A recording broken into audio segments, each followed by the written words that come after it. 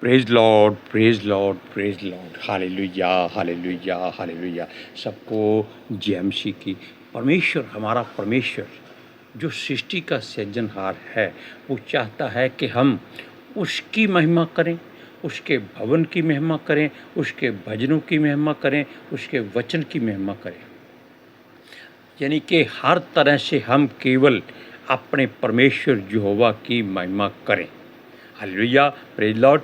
अब हम मिलकर प्रार्थना करते हैं। हे पिता परमेश्वर, खुदावंद खुदा, हे अकाल पुरख परवरदिगार, सृष्टि के सृजनहार, सर्वशक्तिमान, हम अपने आप को ओ यहोवा परमेश्वर के सामने झुककर दंडवत करते हैं, क्योंकि वो ही सृष्टि में महान है और सृष्टि उसके ही द्वारा रची गई है। इसलिए हम विनती करते हैं कि आज हम उसके वचनों में उसकी महिमा करें और उसकी वडियाई करें, उसकी तारीफ़ करें और उसकी स्तुति करें, ताकि हमारा परमेश्वर जो हुआ, जो दयालु, अनुग्रहकारी, विलंब से क्रोध करने वाला, अति करुणामय परमेश्वर है, वो अपने बच्चों को आशीष दे जाए, उन पर अनुग्रह कर दे, उनका उद्धार करे। हालेलुया। हम हर रोज़ की तरह जो पिता परमेश्वर यहोवा के वचन को बोलते हैं, उसका प्रचार का आज भी करना है। और आज हम पितर आत्मा जी से विनती करते हैं कि हे प्रभु पितर आत्मा जी, आप ही हमारे परमेश्वर हैं। आप आइए और हमारा मुंह बन के परमेश्वर के वचनों को बोलिए, ताकि उसकी महिमा में चार चांद लग जाएं और वो हमको झुककर आशीर्वाद दे दे। Hallelujah, praise Lord. हमारी विनती, हमारी प्रार्थना यीशु मसीह के जलाली कदूस जीवित और पवित्र नाम में मांगते हैं। सुनो और कबूल करो, आमीन। हालेलुया। अब हम आपको वो बात बताते हैं, जब हम किसी बात के लिए परमेश्वर की तारीफ़ करते हैं। वैसे तो हर एक मनुष्य तारीफ़ कब करता है? जब उसको ज़रूरत होती है, या उसको किसी का डर या भय होता है, या वो किसी मुश्किल में फंसा होता है, या वो क्या कहते हैं कि परमेश्वर से अपने आप को दूर समझता है। हालेलुया। अब आप जान लीजिए कि मनुष्य अपने लालच को, अपनी ज़रूरत को हमेशा पहल देता है।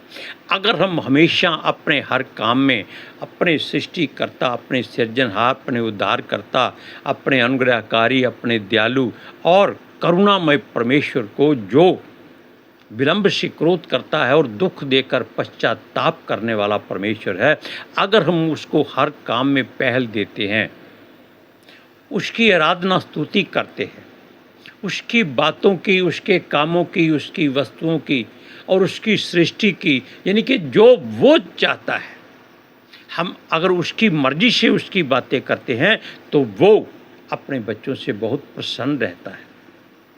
वो उनको किसी भी मुश्किल में नहीं आने देता।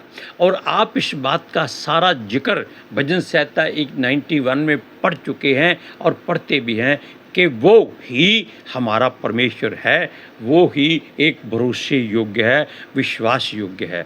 इसलिए अब हम आज भजन संहिता का 112वां भजन पढ़ेंगे। उसमें चंद बातें आपको बताएंगे कि परमेश्वर क्या चाहता है और हमें उसके लिए क्या करना चाहिए। Hallelujah, praise Lord. सुनिए, 112 भजन, उसका पहला वचन है, यह की स्तुति करो, यानी कि यहोवा की स्तुति करो। यह का एक शॉर्ट वर्ड लिखा है कि यहोवा की स्तुति करो। वैसे उसका शीर्षक है कि यहोवा के भगत भवन का आनंद। लेकिन हम इसके साथ परमेश्वर से बाकी वस्तुएं भी जोड़ देंगे, क्योंकि भवन उसका कौन है? उसका भवन हम और आप हैं। लेकिन हमारे बीच में हम खुद जानते हैं इस बात को कि बहुत सी बुराइयां हैं। तो हम इसकी महिमा कब कर सकते हैं? जब हम सारी शक्ति से, सारे प्राण से, सारे मन से उसके नाम पर विश्वास करते हैं और उस पर भरोसा करते हैं, तब वो हम पर करुणा करता है। हालेलुया। अब देखिए उसका पहला वचन क्या है, या की स्तुति करो, क्या ही धन्य है वह पुरुष जो यहोवा का भय मानता है और उसकी आज्ञाओं से अति प्रसन्न रहता है। क्या उसकी आज्ञा को पूरी तरह मानते हैं? क्या हम सच्चे दिल से इस बात को जान सकते हैं? क्या हम अपने हृदय पर हाथ रख कर कह सकते हैं, हाँ परमेश्वर मैं तेरी सारी आज्ञाओं को मानता? यहाँ हम झूठे हो जाते हैं। इसलिए कभी ऐसी बात अपने दिल से या मन से ना करिए जो आपने पूरी ना की हो। हालेलुया। इसलिए आप इस बात को सोचिए कि हम में कमी किस जगह है कि हम उस परमेश्वर का धन्यवाद कर सकें, उसके भवन का धन्यवाद करें, उसकी आशीषों बरकतों का धन्यवाद करें और उसकी आज्ञाओं का धन्यवाद करें। सबसे बड़ी बात उसके वचन का धन्यवाद करें जिसने उसको देहधारी बनकर धरती पर उसके नाम की महिमा की, और वो कहता है कि मैं उसकी महिमा करता रहूँगा क्योंकि पिता भी उसकी महिमा करता है। अगर हम उसके स्वभाव में यानी कि उसके बेटे यानी कि उसके वचन के स्वभाव में बढ़ने की कोशिश करते हैं तो परमेश्वर हमारा साथ देता है और हम बढ़ना शुरू कर देते हैं। और पितर आत्मा जी जो हमेशा के लिए आपके साथ हैं, वो आपकी इस काम में बहुत सहायता करते हैं। बाकी काम में सहायता वो करते हैं लेकिन इतनी नहीं, क्योंकि आप धन दौलत मांगते हैं। पितर आत्मा जी धन दौलत नहीं दे सकते क्योंकि वो केवल परमेश्वर को आपकी इच्छा बता सकते हैं। अगर परमेश्वर का हुक्म उसके पुत्र यीशु मसीह के नाम से निकल जाए तो पितर आत्मा जी हमको संसार की सारी दौलत दे सकते हैं और नदी की तरह, नदी के जल की तरह बहा कर दे सकते हैं। हालेलुया। अब सुनिए, वो कहता है क्या ही धन्य है वह पुरुष जो यहोवा का भय मानता है। आप और हम उसका केवल भय तब मानते हैं जब वो क्रोध में आने वाला होता है और हमको मालूम हो जाता है भाई हमारा परमेश्वर जलन रखने वाला परमेश्वर है। अगर उसका क्रोध उसके चेहरे पर आ गया, चाहे उसके मुख से कुछ वचन निकले या ना निकले, हमारी सारी की सारी प्रार्थना धरी की धरी रह जाएगी। पितर आत्मा जी हम आपका स्वागत करते हैं। सचमुच आपने जो वचन हमारे मुख से बोला है वो कितना ही धन्य है। और सुनिए, वो कहता है उसकी आज्ञाओं से अति प्रसन्न रहता है। उसकी आज्ञाओं को कौन मानता है? यहोवा कहता है कि संसार से बैर करो। हम करते हैं? हम नहीं करते। हम फिर संसार में रहते हैं और संसार की बातों को ज़्यादा अहमियत भी देते हैं। क्यों? हम देखते हैं कोई बड़ा आदमी आ गया है, आप हमारी उम्र से बड़ा आ गया है, जबकि वचन उस बात से मना करता है और हम उसके पैरों पर जाकर गिर पड़ते हैं। क्यों गिर पड़ते हैं? परमेश्वर इस बात से क्रोधित भी हो जाता है क्योंकि वो मनुष्य क्या है हम उसको नहीं जानते, उसके भीतर क्या है। क्या वो परमेश्वर का भय मानता है? क्या वो उसका स्वर्गदूत है? यहाँ तक के स्वर्गदूत कहते हैं कि हमारे पैरों को मत छुओ। आप इस बात को पढ़ सकते हैं। हालेलुया। दानियल ने उसके पैरों को छुआ, उसने मना कर दिया। यूहन्ना ने प्रकाशित वाक्य में स्वर्गदूत के पैरों को छुआ, उसने मना कर दिया। अब आप बताइए, केवल हम प्रभु यीशु मसीह के पैरों पर गिरकर हर बात की क्षमा मांग सकते हैं, उससे आराधना स्तुति करके उससे दया की भीख मांग सकते हैं। हाँ, वो चाहे तो पिता के वसीले से आपको सब कुछ दे सकता है। हालेलुया। सुनिए, वो कहता है उसका वंश पृथ्वी पर पराक्रमी होगा। अब पराक्रम कोई लड़ाई झगड़े वाला नहीं होता। पराक्रम का अर्थ है कि लोग आपको देखते ही आपका मार्ग छोड़ दें, आपका चेहरा देखकर जान लें कि ये मनुष्य कौन है जिसके चेहरे से परमेश्वर का तेज दिखाई देता है। जैसे मूसा के चेहरे पर परमेश्वर के चेहरे की किरणें जब दिखाई देती थी तो सब लोग डरकर वहाँ से पीछे हट जाते थे, उसका रास्ता छोड़ देते थे। क्या मैंने ऐसी कोई बात आपको समझाई जो आपकी समझ में ना आई हो? ऐसी तो कोई बात नहीं, मैंने तो साधारण बात ने आपको बता दिया है। सुनिए, सीधे लोगों की संतान आशीष पाएगी। सीधे लोग, जलेबी की तरह सीधे नहीं चाहिए हमें, जो चारों तरफ से मीठी होती है। ये जलेबी की तरह सीधे लोग केवल संसार के लोग हो सकते हैं। प्रभु के लोग ऐसे कभी नहीं होते। प्रभु के लोग सीधे कैसे होते हैं? वो केवल सीधी बात करते हैं। किसकी? यहोवा परमेश्वर की, यीशु मसीह की, पवित्र आत्मा जी की, और उसके वचन की बात ही हमेशा करके वो आपको हर बात से अवगत कराते हैं कि आप इस बात को सोचिए, विचारिए कि क्या आपके हृदय में प्रभु का भय है? क्या आपके हृदय में प्रभु की महिमा है? क्या उसके भवन की लालसा आपके हृदय में है? क्या उसके दर्शन की लालसा आपके हृदय में है? क्या आपकी ज़ुबान पर उसके वचनों का प्रभाव उठता है? जब आप प्रार्थना करते हैं, अगर पितर आत्मा जी आपको आकर आनंदित कर देते हैं, तो जान लीजिए कि परमेश्वर आपकी जो मन की बातें हैं उसको वो जान जाता है।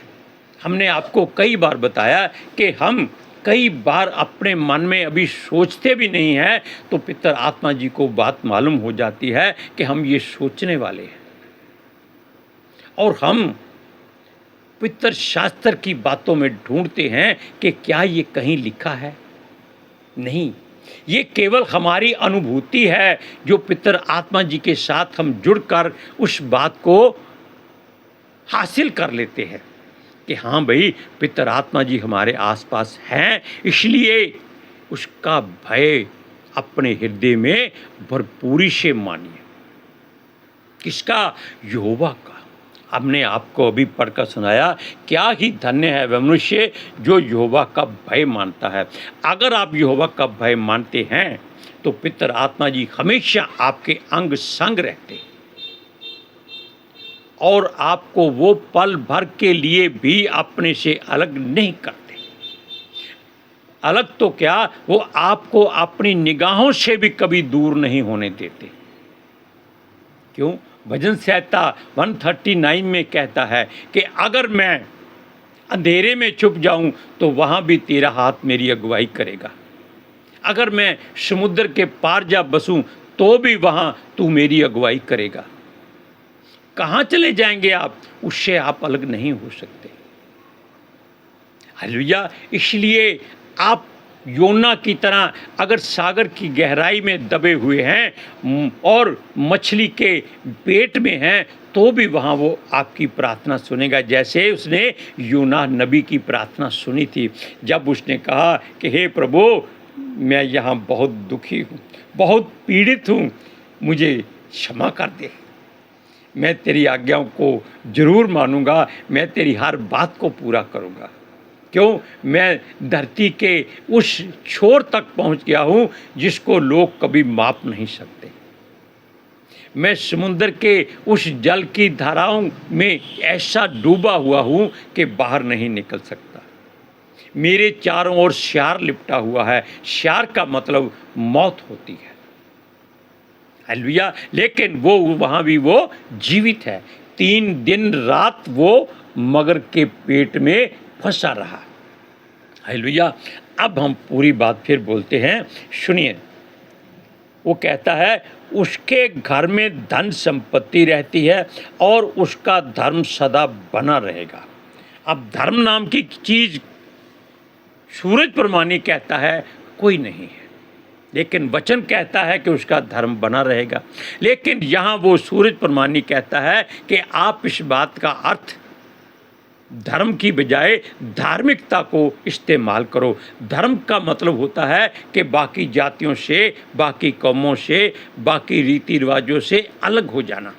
भाई ये हमारा धर्म ये है, हम इस धर्म को मानते हैं, हम इस धर्म को मानते हैं। लेकिन परमेश्वर जो सारे हैं वो एक हैं, ये कैसे हो सकते हैं? एक तरफ हम अपनी जुबान से कहते हैं हमारा धर्म ये है, लेकिन सारे धर्म एक हैं, ये कैसे संभव हो सकता है? हम यहाँ ही संसार का झूठ पकड़ लेते हैं। हालेलुया। और सूरज प्रमाणी की बात जो कहता है कि धार्मिकता का मतलब वो ये जानता है कि परमेश्वर के लिए, परमेश्वर के द्वारा, परमेश्वर के अधीन रहकर, परमेश्वर के हुक्मों को मानकर जो भी काम होते हैं वो धार्मिकता पैदा करते हैं। जबकि धर्म कोई नहीं धर्मी हो सकता है। धर्मी का मतलब होता है कि धार्मिक काम करने वाला, और धर्मी केवल परमेश्वर है और दूसरा कोई नहीं है। अब वो कहता है कि सीधे लोगों के लिए अंधकार के बीच में ज्योति उदय होती है। अब धन संपत्ति अगर परमेश्वर दे दे तो अच्छी बात है, लेकिन सीधे लोगों के लिए अंधकार के बीच में ज्योति, कैसी ज्योति है ये? अंधकार क्या है? ये संसार अंधकार में फंसा हुआ है, ये दिन के उजाले में कोई काम नहीं करता, ये हमेशा सारे काम छुपा कर करता है। जब इसके काम जाहिर हो जाते हैं तब इसको मालूम होता है कि उसको ज्योति ने देख लिया है। और परमेश्वर का वचन कहता है कि परमेश्वर के लोगों के लिए ज्योति जो है अंधकार में उनको मार्गदर्शन करती है।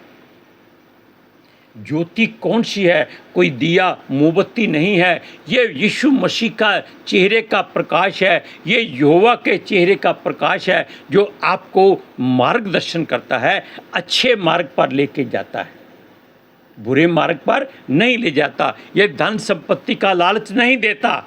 धन संपत्ति जो होती है हमें आत्मिकता से मिलती है। आपने वचन पढ़ा है कि धर्मी का थोड़ा सा माल दुष्टों के बहुत से माल से अधिक उत्तम होता है। क्यों? यीशु कहता है कि तुम निर्बलता में मेरी सामर्थ को प्रकट करते हो और गरीबी में मेरे अपने आप को आप धनवान समझा करो, ताकि आपके अंदर से ये बात निकले कि ये मनुष्य सबसे धनी है, क्योंकि आपके पास किसी बात की घटी कमी नहीं हो सकती। हम एक वचन को दोबारा पढ़ते हैं। सीधे लोगों के लिए अंधकार के बीच में ज्योति उदय होती है, वह अनुग्रहकारी, दयावंत और धर्मी होता है, क्योंकि जिसके हृदय में परमेश्वर की ज्योति जग करती है, चमक उठती है, वो अंधेरे में दिए की नाई चमकता है और लोगों का भी मार्गदर्शन करता है। लेकिन वो कहता है कि वो अनुग्रहकारी और दयावंत और धर्मी होता है। अब देखिए आप, अनुग्रह करने वाला तो केवल परमेश्वर है, और परमेश्वर अनुग्रह करता है वो आपके हृदय में रह के करता है। इसलिए आप भी अनुग्रह कर सकते हैं, आप भी दया कर सकते हैं, और आप भी धर्मी गिने जाएंगे अगर परमेश्वर ने आपको आपके हृदय में, अपने आप को आपके हृदय में लाकर आपको अपने जैसा बना दिया। हालेलुया। इस बात के लिए एक लाइन और है, वह पुरुष जो अनुग्रह करता है और उद्धार देता है उसका कल्याण होता है, वह न्याय में अपने मुकदमे को जीतेगा। उसका तो कोई किसी के साथ लड़ाई झगड़ा नहीं होता। मुकदमा किसके साथ है? संसार के नियमों से, संसार की बातों से, संसार के रीति रिवाजों से। और हमारा परमेश्वर उन सब से हमको जीत दिलाता है। कब? जब हमारे भीतर से ज्योति चमक कर आने वाले जो दूसरे लोगों के ऊपर पड़ती है, तब वो जान जाते हैं कि हमने जीवन भर ईश्वरों देवताओं की आराधना पूरी की, लेकिन हमको ऐसी ज्योति कभी नहीं मिली जो इस मनुष्य के भीतर से हमको दिखाई देती है। हालेलुया। अब आप जान लीजिए कि परमेश्वर की महिमा करने से आप अनुग्रहकारी, दयावान और धर्मी बन जाते हैं। हालेलुया। अब हम मिलकर प्रार्थना करते हैं। हे पिता परमेश्वर, हे यहोवा सृष्टि के सृजनहार, धरती आकाश के बनाने वाले, स्वर्ग के राजा, आसमानी पिता, रूहानी पिता, अनुग्रह पिता, समर्थी पिता, दयालु पिता, जलाली पिता, करुणामय पिता परमेश्वर, मेरे यहोवा सृष्टि के सृजनहार, विलंब से क्रोध करने वाले, दुख देकर पछताने हारे मेरे प्रभु, मैं आपका धन्यवाद करता हूँ। आपकी महिमा मेरे मुख से होती रहे, कभी मेरी जुबान रुके नहीं और आपकी स्तुति हमेशा बोलती रहे। हम पितर आत्मा जी का हृदय की गहराई से धन्यवाद करते हैं, क्योंकि उन्होंने हमारा मुंह बनकर इन वचनों को बोला और पिता की महिमा की। किसके द्वारा? हमारे होठों के द्वारा, हमारी ज़ुबान के द्वारा, क्योंकि पितर आत्मा जी हमेशा आपके और हमारे सहायक हैं। हम उनको अपना प्रभु मानते हैं। हालेलुया। हमारी विनती यीशु के समर्थी जलाली कदूस जीवित और पवित्र नाम में पिता परमेश्वर यहोवा की वेदी पर पहुँचे और सुने और कबूल करे। यीशु मसीह के नाम से मांगते हैं, आमीन, आमीन, आमीन। हालेलुया। Praise Lord. सबको जय मसीह की।